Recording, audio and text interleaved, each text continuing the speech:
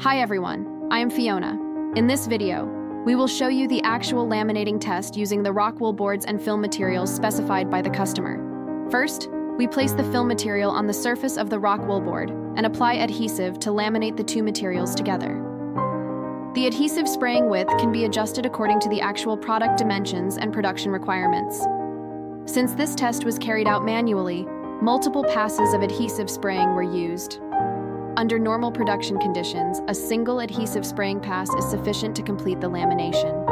As shown in the video, after the adhesive is sprayed, the film only needs to be lightly pressed and bonded to the board.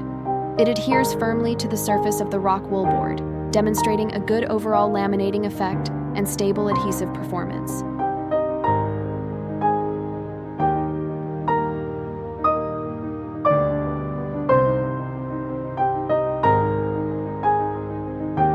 For more information about the EPS machine and EPS mold, please contact us by email or mobile phone. We will be happy to answer your questions. See you in the next video.